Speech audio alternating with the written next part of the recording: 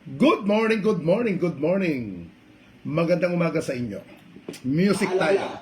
Kung ikaw ay isang baguhan lamang dito sa aking channel, sa aking Facebook Live, sa aking YouTube Live, kung ayaw mong makarinig ng mga sumusunod na salita, pukin ang ina mo ka, hinayupa ka, gago ka, ulul ka, pendeho ka, leche ka, iho di puta ka, lumayas kayo dito sa aking live.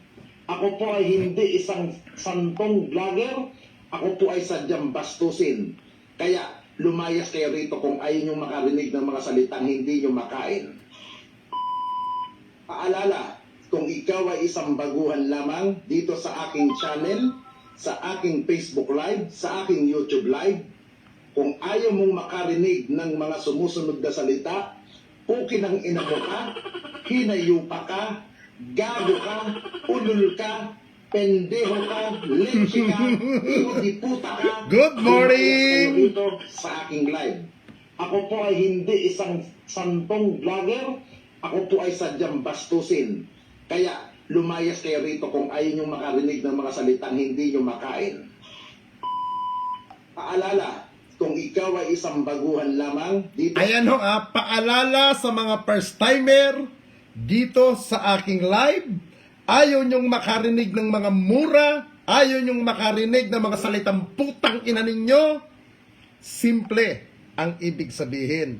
Lumayas kayo sa aking live, ha? Hi, Herbie. Mag-end live ka na. Putang ina mo. Oo. Di ba? Putang ina mo. Ha? Nangungupal ka na naman dyan. Ang aga-aga. Kalitsihan na naman ang pinaggagawa mo dyan.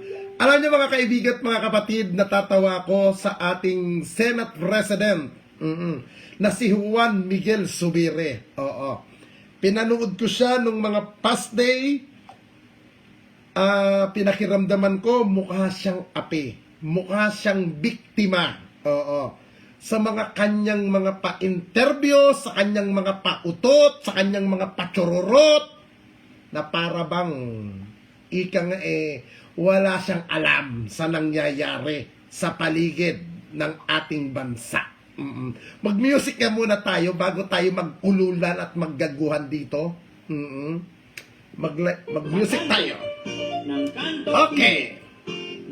Good morning everyone. Magandang umaga sa inyo. Nag-coffee na ba kayo ngayong umaga? Para tayo'y makaraos sa pangkinabukasan. Ang sarap ng coffee. Good morning.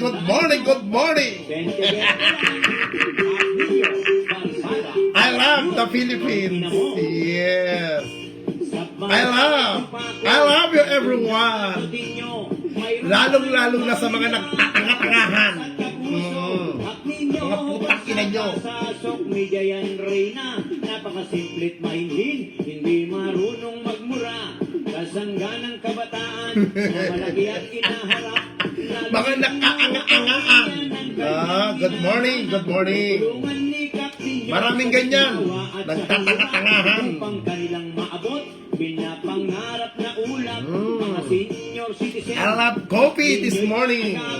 Kap ninyo, hindi niya type yung Mga buwakan ng ina ninyo. Kap ninyo ay malambing, mabait at mapagbigay. Kapag Ang aga-aga. ko, lahat sa'yo'y ibibigay. Kap ninyo ang ating iboto. Kap ninyo, inaapi. Kap ninyo, kasangga mo. Kap ninyo ay kalaban ng nagtiwali sa gobyerno. At kasangga naman po ng mga inaabuso. Kap ninyo'y walang takot magsalita kahit sino. Kung ika'y mapangapi sa posisyon ay abuso. Kap ninyo ilalabas kung ano ang totoo upang maiwasan ang mga panluloko ng tao. Kay Kap ninyo, Share tayo guys ng ating live. Share tayo.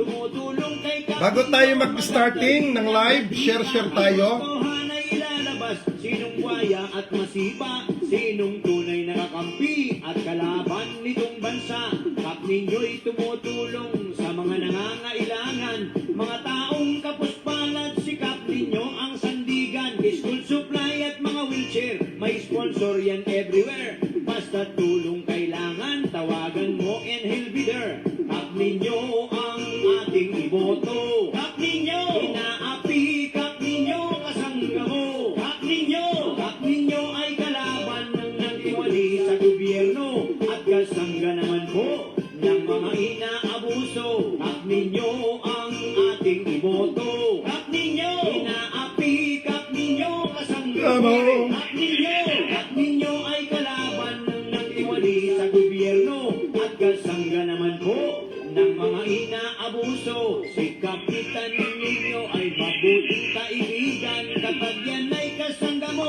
ay ipagtatanggol ka niya kahit kailan kahit saan. Ang mga kaaway mo'y ituturing niyang kalaban. Sikap ninyo'y mabait, mapagmahal na tao, may tunong at may galing, may tapang at prinsipyo. Kap ninyo Barsaga, minsan long hair, minsa'y kalbo, pero di nagbabago ang busilak niyang puso. Kap ninyo Barsaga, mabuhay ganda Ang gusto mo. ang mabuting hangarin. Kap ninyo ituloy mo, tirahin mong mga loko, bakbakin mong mga abuso, bigyan mo ng isang malutong na ina nyo. Kap ninyo ang ating iboto. Kap ninyo, inaapi, kap ninyo kasanggamo. Kap ninyo ay kalaban ng nagtiwali sa gobyerno at kasangga naman po ng mga inaabuso. Kap ninyo ang ating iboto. Kap ninyo, inaapi, Hak ninyo ay kalaban ng nagtiwali sa gobyerno at kasangga naman po ng mga inaabuso. Hak ninyo ang ating iboto.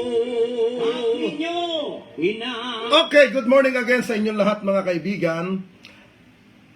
Nung isang araw, nagkahapon ba yun? Nung isang araw, naglabas nga ng statement ang liderato ng Senado na kung saan hindi daw nila susuportahan yung pagbabago ng saligang batas. Yun ang sinasabi ng Senate President at yun naman daw ang pagkakaisa ng mga senador sa Senado. Ang problema dito, yung ibang senador hindi nila alam to. Ang nakakaalam dito si Senate President Mig Zubiri. Okay lang sana kung ang ginawa ni Senator Zubiri sa simula pa lang, kung alam niya na hindi maganda at hindi pakikinabangan ng mamamayang Pilipino, dapat kumontra na siya. Dapat sa simula pa lang ng agenda na yan, ng charter changer na yan, o yung chacha na tinatawag na yan, dapat nanindigan na. Hindi siya nanindigan. Bagkus ang ginawa ng mama, nakipag-meeting, nakipag-collaborate, kung anong mga akuan, ekboretche. Ngayon, nakapaloob ata doon, sa chacha na yan, na mababaliwala ang Senado. Natural, sino maapektuhan? Di ba si Zubiri din? Mawawalan siya ng power pag naipatupad yan. Kaya ganun na lang ang pagkundina niya ngayon. Sa tutusin, kasama naman siya sa plano na yan eh. Kasama siya dyan. Ito, karamihan sa mga DDS na mga senator daw. Nung panahon ni Pangulong Duterte, gusto nila magkaroon ng yung tawag nito, revolutionary government. Diba? Nagrarally-rally pa kami dyan sa Mindiola. Hinahantay lang yung 1 milyon dagsa ng tao. May alam ako dyan. Yung pondo-pondo sa mga rally na yon. No, kasama sa organized na yon. Kasi hindi sa inyo pabor. Kaya, tutol kayo. Pero kung kayo ay papabor sa inyo yan, at kayo ay makikinabang dyan, nakamaniwala kayo. Mabilis sa alas 12. Sasang-ayon ng mga iba dyan. Yung sinasabi nila pa, hindi na raw para sa bayan, kabulshitan. Katarantaduhan yan. Yung sinasabi nila Zubiri, na para daw sa bayan, para sa ganito. Meron ka pa nga sinabi nung isang araw, na willing kang isacrifice mo ang pagiging Senate President mo? Ba't hindi mo gawin? Bakit kailangan mo pang sabihin yan? In social media, in sa front ng mga mamamahayag. Willing ka pala, bakit hindi mo pa ibaba ang pagiging Senate President mo? Kailangan mo ba ng simpatya ng taong bayan? Ha? Kailangan mo pa ba? Huwag ka nang makisawsaw sa awayan ng ibang partido. Diyos ko. Sa totoo lang, mga kaibigan, kahit na masinong mamuno sa ating bansa, pag tayo hindi kumilos, kahit ano pang mangyari sa ating bansa, sa ligang batas, mapalitan man yan, kung tamad tayo, wala tayong lalamunin. Yan ang totoo. Yan ang totoo dyan. Kahit magbago ang namumuno, kahit magbago kung anong batas na gustong baguhin na konstitusyon, pag ang tao tamad, batugan, putang ina mo, wala kang lalamunin. Di ba? Wala kang lalamunin.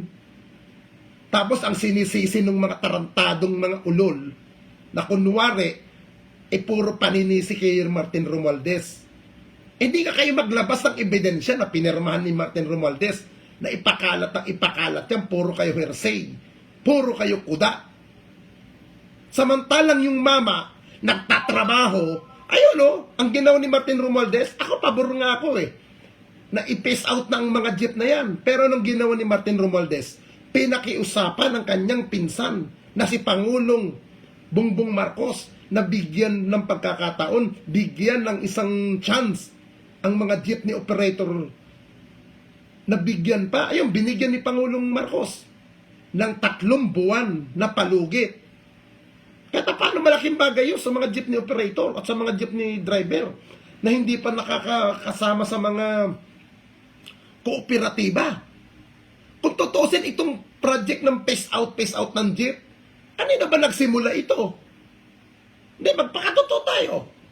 Kanina ba nagsimula ito? May magagalit na naman dyan na DDE supporter.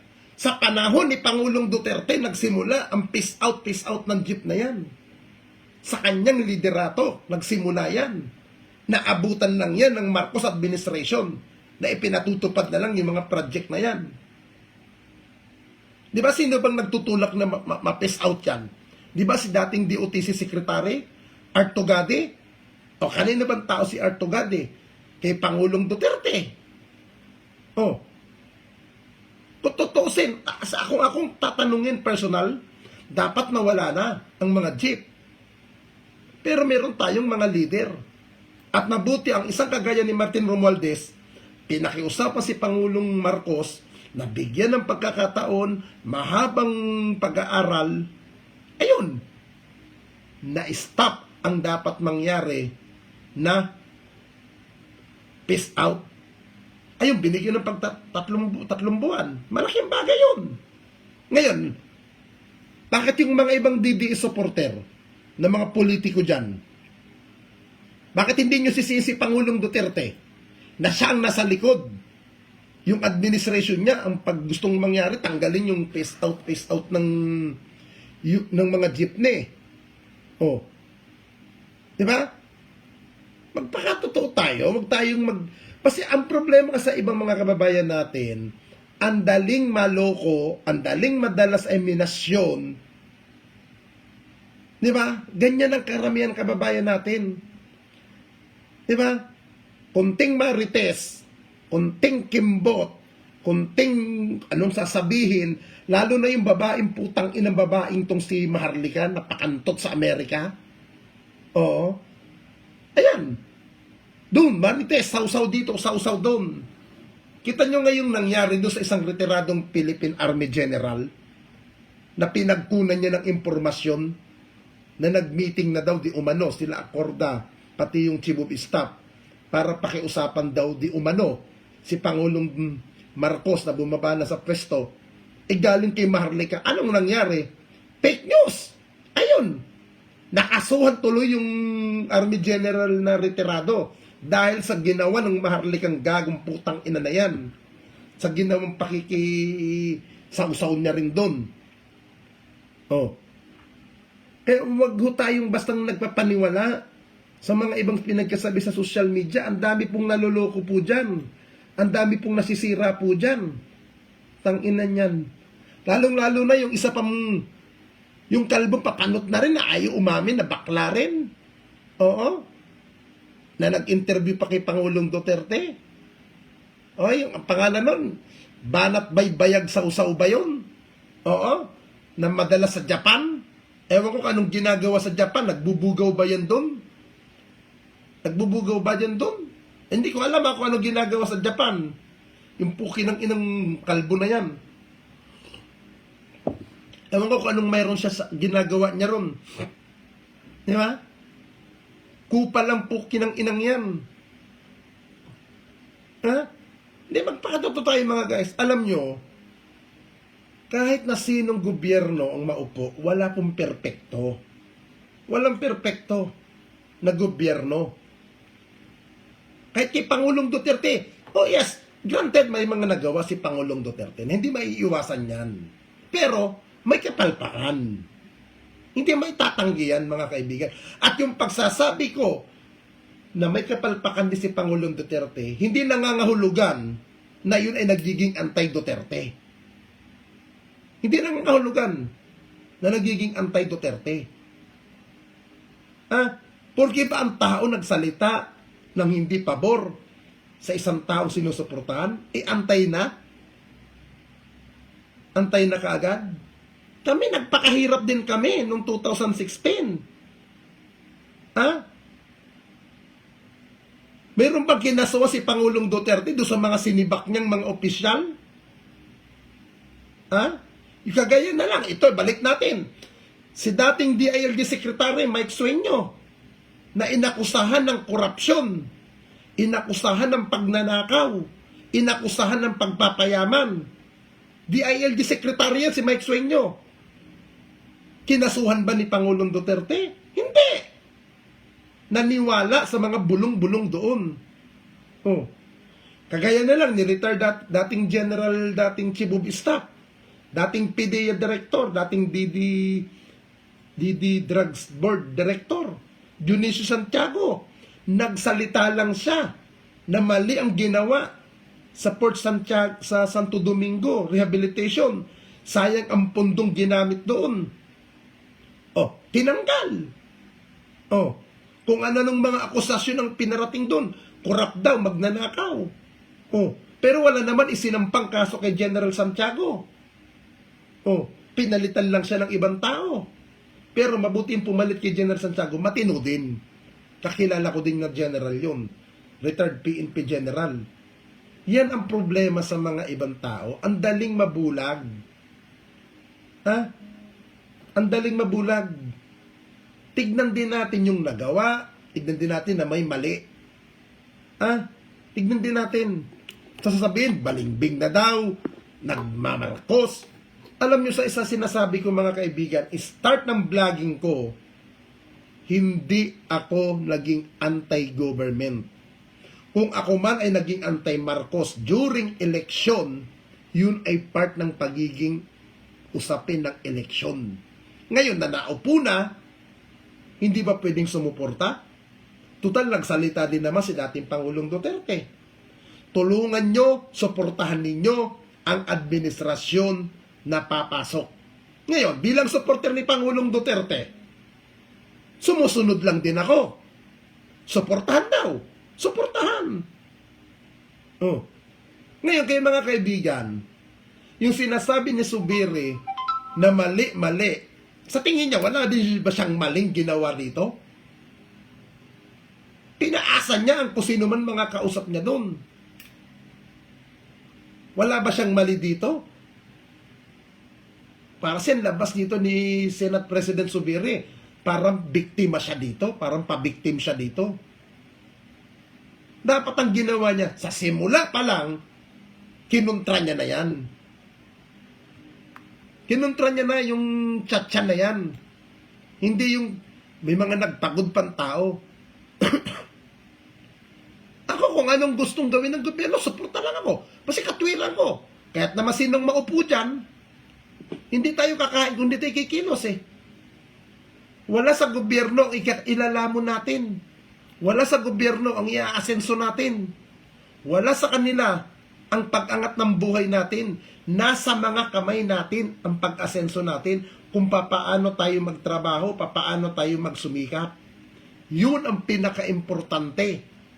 Wala kahit kanino. Kahit kanino wala. Kung hindi ka kikilos, hindi ka aasenso. Yan ang tandaan niyo po mga kaibigan. Kahit ilang Duterte, ilang Marcos, kahit na sino pang maupong pangulo dyan, pag ikaw ay hindi kumilos sa buhay mo, asahan mo, wala kang lalamunin. Kaya doon sa mga nagsasabi na ganito, ganyan, putang ina ninyo, mga mangmang kasi kayo. Yes, yan ang totoo, mga mangmang kayo. Mga tanga, bobo, inutil. Masakit sabihin, pero yan ang totoo. Ha? Yan ang totoo. Ha? Maraming mangmang sa social media. Sausawera. Sausawero. Kaya doon kay Labanat Bay, bago ka magmalinis, Byron, bago ka magsabi na ikaw ay para sa bayan, na ikaw ay para sa Pilipino, ayusin nyo muna yung ginawa ninyo kay Joe Duterte, yung binentahan nyo ng bulok na kotse. Ibalik nyo ang pera nung ale. Kung di nyo maibalik ang pera, ibalik nyo yung papeles ng sasakyan niya. Baka ipabebenta na lang yan ni Ma'am Joe Duterte sa Jan Shop at yung bulok niya na sasakyan na ibinigay ninyo, na pinagkaperahan nyo, ginamit nyo ang Duterte yung pangalan. Mga puki ng ina ninyo. Ha? Kaya bago, huwag kang magmamalinis, Byron. Puki ng ina mo ka. Ha? Yan ang tandaan mo, Banat Bay. Isa kang bugok, puki ng ina mo. Ha? Kasi kaya galit na galit ka sa administrasyon na to, kasi hindi ka makaporma. Ha? Nakatiwangwang yung mga puday ng mga alaga mo. Ha? Mga binasa na, puki ng ina mo. Ha? Araw-araw, magjakol ka lang, Banat Bay, puki ng ina mo. Nang ang bulok mong tamod, nawala yan, putang ina mo. Ha? Lalong-lalo na yung alaga mo, na si inutil na bugaw, na si Dada, puki ng inang yan. Ay, patay gutom yan. Oo. Ang inang niya, nakita ko nagjajakol ka doon sa Pangasinan, sa Lingayen. Kalit-lit naman ang bayag mo. Utang ina mo ka, nagpapanggap. Ang ina mo ka, dakilang aso ka lang ni Byron. Aso ka lang ni Banat Bay. Nung binigyan ka ata ng cellphone, puki ng ina mo, natuto ka ng kumuda sa ano. Utang ina mo ka. Yung motor mo, pinanghingi mo sa follower mo. Puki ng ina mo, Dada. Ha? Ito pang si Oli, nagjajakol din. Na akala mo matino.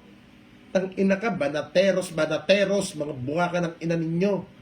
Banateros, jacolero, kamo. Ha? Hindi banateros, jacolero. Tang ina ninyo. Ha? Tang ina ninyo. Yan tayo sinasabi ko sa inyo. Huwag masyadong high blood. Relax, chill. Barangay Chupaco, sa kanto Ha? ng Kanto TV. Ha? Magkaisa Alam mo, Oli, ikaw, Oli, puki ng ina mo ka. Ang gawin mo, kasi pinagdadyakulan mo yung mga OFW na ka-video call mo. Jakulan mo si Sas Ragandon. Oo. Si Sas ang jakulan mo. Kantutin mo si Sas. Dahil kauri mo yan, puki ng ina mo ka, Oli. Ha? Dahil karihas ka rin na mangmang na bobo na nagpapanggap na matalino. Pero, tanga. Tangang vlogger ka, puki ng ina mo. Ha? Buwa ka ng ina mo ka. Ha? Ito, hindi nyo may tatanggi. Yung 3 buwan, napalugit na naman ng binigay ng administrasyon ni Pangulong Marcos dahil sa pakiusap ng House Speaker of the House na si Martin Romualdez. Yan ang magandang nagawa nung mama na naman ngayon. Yun ang maganda at may pakinabang sa mga jeepney operator. Yun ang the best na ginawa ni House Speaker Martin Romualdez. Yung kanyang ginawa ay imbes na i-pass out na yung mga jeepney operator, pati yung mga bulok na sasakyan na jeep na yan, pinakiusapan ng liderato ng House of Representatives si Pangulong Duterte na bigyan ng pagkakataon, bigyan ng palugit ang mga jeepney operator. Yan ang dapat ginagawa ng Senado. Pero hindi ginawa ng Senado. Pinagkaabalahan ninyo na kung ano nung pinagkaabalahan nyo ng mga past day. Dapat yan ang ginawa ninyo. Yung may katiyakan sa mamamayan. Yun ang gayahin ninyo, yung ginawa ni House Speaker Martin Romualdez. Ano na naman sasabihin ng mga tangang vlogger dyan? Utang ina ka ninyo, Martin Romualdez ka na rin ngayon. Mga kupal, may ginawang maganda yung mama. Hindi ba pwedeng purihin? Hindi ba sinasabi ni Banat Bay? Pag may maganda kang ginawa, pupurihin? O ba't hindi mo puri si Martin Romualdez? Utang ina mo ka. Banat Bay? Kasi nga, ayaw mo. Ayaw mong itapik. Kasi, gusto mo, puro paninira sa gobyerno. Pagwawalang hiya sa gobyerno. Di ba? Yan ang ginagawa mo. Puki ng ina mo. Araw-araw. Hindot ka. Dito. Okay, kaya na lang yan. Ito, may natanggap pa akong information. Sa linggo pala, may parali din pala si ang isang leader ng bansa sa Davao City. Ito yung nakuha natin information. Saan na yun? Ano yung parali na yan? Ito yung parali. Ito yung parali.